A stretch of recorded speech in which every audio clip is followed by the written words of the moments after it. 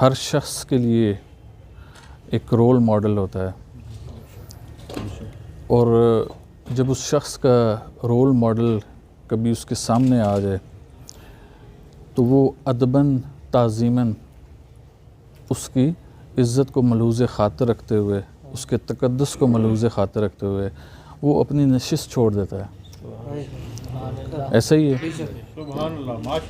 میں تھوڑی دیر پہلے جب یہاں پر اندر داخل ہوا تو جو لوگ یہاں پر موجود تھے انہوں نے مجھے عزت و احترام سے نوازا کہ پیر صاحب آ گئے ہیں، آپ لوگ اٹھ کے کھڑے ہو گئے۔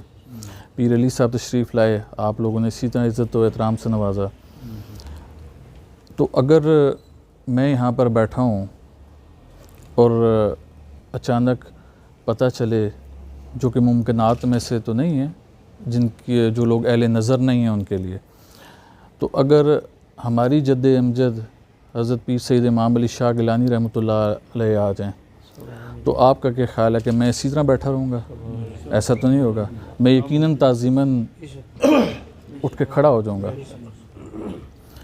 اور اگر پیر امام علی شاہ صاحب مسند نشین ہوں اور انہیں یہ پتہ چلے کہ شاہ محمد غوث آ گئے ہیں تو کیا وہ اپنی مسند پہ بیٹھے رہیں گے؟ نہیں، ایسا نہیں ہوگا۔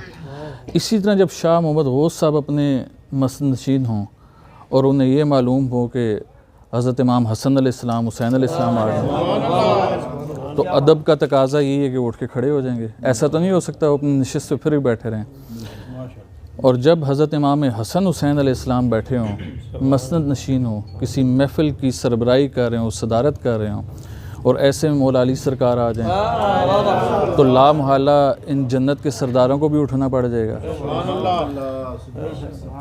اور اگر یہی مولا علی سرکار، اب بات تو یہاں تک پہنچی نا مولا علی سرکار تک، تو جب مولا علی سرکار بیٹھے ہوں اور حضور نبی کریم صلی اللہ علیہ وآلہ وسلم داخل ہوں تو میرے خیال میں بہت کوئی کم عقل ہی ہوگا جو یہ سوچ سکے کہ مولا علی سرکار اپنی نشست پر بیٹھے رہیں گے۔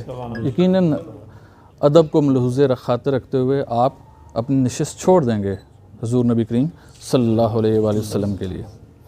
اب ذرا یہ میں نے ایک عام روٹین کی مثال اس لیے دی کہ عام لوگوں کو سمجھانا جب مقصود ہو تو پھر آپ متشابہات کا سہارا نہیں لیتے۔ متشابہات ایسی چیزیں ہوتی ہیں کہ جو عام لوگوں کی فہم یا گمان میں نہیں آتی، ان کی